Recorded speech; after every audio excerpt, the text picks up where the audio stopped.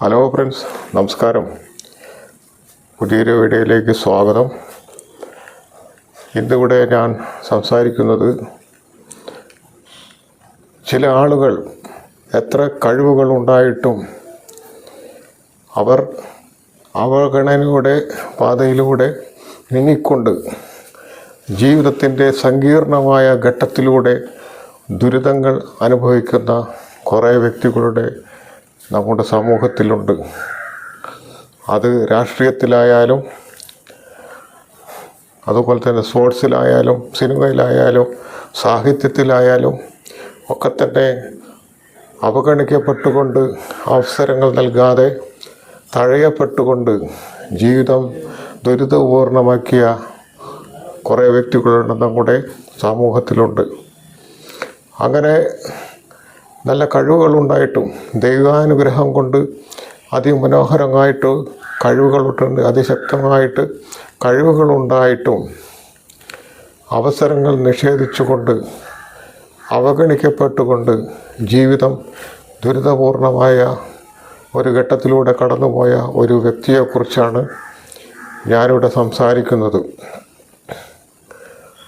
ചില ആളുകൾ ഒരു കഴിവുമില്ലാതെ പണത്തിൻ്റെ സ്വാധീനം കൊണ്ട് പല മേഖലകളിലും ഉന്നത സ്ഥാനങ്ങളിൽ എത്തിപ്പെട്ട് തങ്ങൾ എല്ലാം അറിയുന്നവരാണ് എന്ന് ആധികാരികമായി സംസാരിച്ചുകൊണ്ട് നിലകൊള്ളുന്ന പലരെയും നമ്മൾ സമൂഹത്തിൽ കണ്ടിട്ടുണ്ട്. അങ്ങനെ കഴിവുകളുണ്ടായിട്ടും അവഗണിക്കപ്പെട്ട സമൂഹത്തിൽ ഒറ്റപ്പെട്ട് ജീവിക്കുന്ന ഒരു വ്യക്തിയെക്കുറിച്ചാണ് ഞാനിവിടെ സംസാരിക്കുന്നത്. ഞാൻ സോഷ്യൽ മീഡിയയിൽ സെർച്ച് ചെയ്തുകൊണ്ടിരിക്കുമ്പോൾ യാദൃശ്ചികമായി കണ്ട ഒരു ഇൻ്റർവ്യൂവിൻ്റെ ആ കണ്ടപ്പോഴുണ്ടായ വിഷമം കൊണ്ടാണ് ഇവിടെ ഈ വീഡിയോ ചെയ്യാൻ എന്നെ പ്രേരിപ്പിച്ചത്. ആ വ്യക്തി എന്ന് പറയുന്നത് മറ്റാരുമല്ല, അതിമനോഹരമായി പാടാൻ കഴിവുള്ള പന്തളൻ ബാലൻ എന്ന് പറയുന്ന ആ അനുഗ്രഹീത ഗായകനെക്കുറിച്ചാണ്. ആ ഗായകൻ സിനിമാ മേഖലയിൽ നിന്ന് ഇപ്പോഴും തഴയപ്പെട്ടുകൊണ്ട് ജീവിക്കുന്ന ഒരു മനുഷ്യനാണ്. ഞാൻ പറയുന്നത് അസത്യമാണെങ്കിൽ നിങ്ങൾ യൂട്യൂബിലോ അല്ലെങ്കിൽ ഏതെങ്കിലും സോഷ്യൽ മീഡിയയിലോ പന്തളൻ ബാലൻ എന്ന് അടിച്ചു കൊടുത്താൽ അദ്ദേഹത്തിൻ്റെ ആ മനോഹരമായ പാട്ടുകൾ കേൾക്കാൻ കഴിയും. അത് ലളിതഗാനമായാലും ഭക്തിഗാനമായാലും സിനിമാ ഗാനങ്ങളായാലും വളരെ വിഷമം പിടിച്ച പല പാട്ടുകളും അദ്ദേഹം എത്ര മനോഹരമായിട്ടാണ് പാടിയിട്ടുള്ളത്. ചാനലുകളിലൊക്കെ തന്നെ സംഗീതത്തെക്കുറിച്ച് ആധികാരികമായിട്ട് സംസാരിക്കുന്ന പലരെയും കാണാം. അവരൊക്കെ സിനിമയിൽ പാടിയിട്ടുണ്ട്. അത് പണത്തിൻ്റെ സ്വാധീനത്തിൻ്റെ ഫലമായിട്ടാണ് അവരൊക്കെ ആ മേഖലയിൽ നിലനിന്നിട്ടുള്ളത്. അവരൊന്നും തന്നെ സംഗീതം ശാസ്ത്രീയമായി പഠിക്കാത്ത വ്യക്തികളാണ്. അവരുടെ പാട്ടുകളൊക്കെ തന്നെ കേട്ട് കഴിഞ്ഞാൽ തന്നെ നമുക്ക് അത് ഓഫ് ചെയ്ത് മാറ്റിവെക്കാൻ തോന്നും. അങ്ങനെയുള്ള ആളുകളാണ് ഇപ്പോൾ മലയാള സിനിമാ ഗാനരംഗത്ത് പ്രവർത്തിക്കുന്നത്. പന്തളൻ ബാലൻ എന്ന് പറയുന്നത് തിരുവനന്തപുരം മ്യൂസിക് കോളേജിൽ നിന്ന് സംഗീതം പഠിച്ച് പുറത്തിറങ്ങി അങ്ങനെ നമ്മുടെ സംഗീത ലോകത്ത്, സിനിമാ സംഗീത ലോകത്ത് ഒട്ടനവധി മനോഹരമായിട്ടുള്ള ഗാനങ്ങൾ രചിച്ചിട്ടുള്ള ദേവരാജൻ മാസ്റ്റർ കൂടി ഒരുമിച്ച് പ്രവർത്തിച്ചിട്ടുണ്ട്.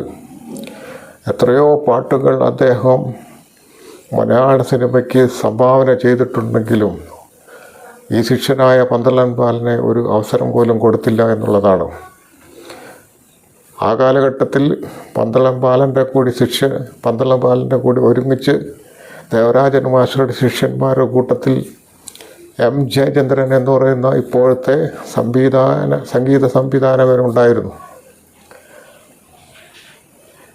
അദ്ദേഹം പിന്നീട് മലയാള സിനിമയ്ക്ക് ഒരുപാട് ഗാനങ്ങൾ സംഭാവന ചെയ്തപ്പോൾ ഈ കൂട്ടുകാരനായ പന്തളൻ ബാലന് ഒരു അവസരം കൊടുത്തില്ല എന്നുള്ളതാണ് ഏറ്റവും വിഷമകരമായിട്ടുള്ള കാര്യം. അതിനുശേഷം മറ്റൊരു പ്രഗത്ഭനായ രവീന്ദ്രൻ മാഷ് എന്ന് പറയുന്ന സംഗീത സംവിധായകൻ്റെ ശിഷ്യനായിരുന്നു ഈ പന്തളൻ ബാലൻ. മലയാള സംഗീതത്തിന് ഒരുപാട് സംഭാവനകൾ നൽകിയിട്ടുള്ള ഈ രവീന്ദ്രൻ മാഷ് പോലും ഇദ്ദേഹത്തിന് ഒരു അവസരം കൊടുത്തില്ല എന്നുള്ളതാണ് എന്നോർക്കുമ്പോൾ എത്ര അവഗണന അദ്ദേഹം സഹിച്ചിട്ടുണ്ടാവും എന്നുള്ള കാര്യം നമ്മൾക്ക് വ്യക്തമാണ്. അനേക കാലങ്ങൾ മുന്നോട്ട് പോകുമ്പോൾ അവസാന കാലഘട്ടത്തിൽ സിനിമാ സംവിധായകൻ വിനയൻ സംവിധാനം ചെയ്ത ഒരു സിനിമയിൽ അവസരം കൊടുക്കാമെന്ന് ഉറപ്പ് പറഞ്ഞുകൊണ്ട് പാട്ടുകൾ പാടിച്ച് അവസാനം ആ ഗാനം ആ സിനിമയിൽ നിന്ന് മാറ്റപ്പെട്ടുകൊണ്ട് അദ്ദേഹത്തെ അവസരം നിഷേധിക്കുകയാണ് ചെയ്തത്. അങ്ങനെ ഇത്ര കഴിവുകൾ ഉണ്ടായിട്ടും ഞാൻ പറയുന്നത് വിശ്വാസമല്ലെങ്കിൽ അദ്ദേഹത്തിൻ്റെ പാട്ടുകൾ യൂട്യൂബിലൊന്ന് സെർച്ച് ചെയ്ത് നോക്കൂ. എത്ര മനോഹരമാണ്.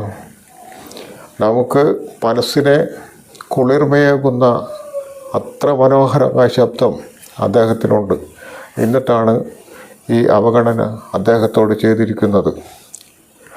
അങ്ങനെ ജീവിതത്തിൻ്റെ ഒരുപാട് കയ്പുനീർ കുടിച്ചുകൊണ്ട് മുന്നോട്ട് നീങ്ങുമ്പോൾ മലയാളത്തിൽ നിന്നിട്ട് കാര്യമില്ല എന്ന് ബോധ്യമായപ്പോൾ അമേരിക്കയിലേക്ക് പോകുകയും അവിടെ ഒരു തൊഴിൽ ചെയ്യുകയും അവിടെ നിന്ന് ജോലി ചെയ്തുകൊണ്ട് ജീവിക്കാൻ ആവശ്യമുള്ള വരുമാനം ഉണ്ടാക്കുകയും ചെയ്തതുകൊണ്ടാണ് അദ്ദേഹം ജീവിതത്തിൽ രക്ഷപ്പെട്ടത്.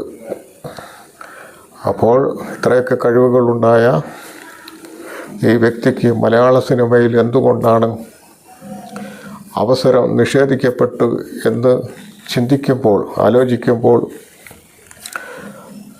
എനിക്ക് പറയാനുള്ളത്, ഇതുവരെ പറഞ്ഞ കാര്യങ്ങൾ ബാലൻ്റെ കാര്യങ്ങളാണ്. ഇനി ഞാൻ പറയാൻ പോകുന്നത് എൻ്റെ ഒരു അഭിപ്രായമാണ്. അത് പന്തളൻ ബാലൻ ഒരിക്കലും പറഞ്ഞിട്ടില്ല. എൻ്റെ ഒരു നിഗമനം ആണ് ഇനി ഞാൻ പറയാൻ പോകുന്നത്. ഒരുപാട് കഴിവുകളുണ്ടായിട്ടും അവസരങ്ങൾ നിഷേധിക്കപ്പെടാൻ കാരണം എന്താണ്? തീർച്ചയായും നമുക്ക് സംശയിക്കേണ്ടിയിരിക്കുന്നത് ഒരു സാമ്രാജ്യത്തിൻ്റെ മലയാള ഗാനരംഗത്തിൻ്റെ സാമ്രാജ്യത്തിൻ്റെ ഉടമയായ യേശുദാസ് എന്ന വ്യക്തിയെക്കുറിച്ചാണ്. തൻ്റെ സാമ്രാജ്യം തകർക്കാൻ ശേഷിയുള്ള ഒരാളെയും അദ്ദേഹം ഇതിൻ്റെ ഉള്ളിലേക്ക് കടക്കാൻ അനുവദിച്ചിട്ടില്ല എന്നുള്ളതിൻ്റെ ഏറ്റവും വലിയ ഉദാഹരണമാണ് പറയുകയാണെങ്കിൽ 50 വർഷം പിന്നിട്ടൊരു ഗാനമാണ്.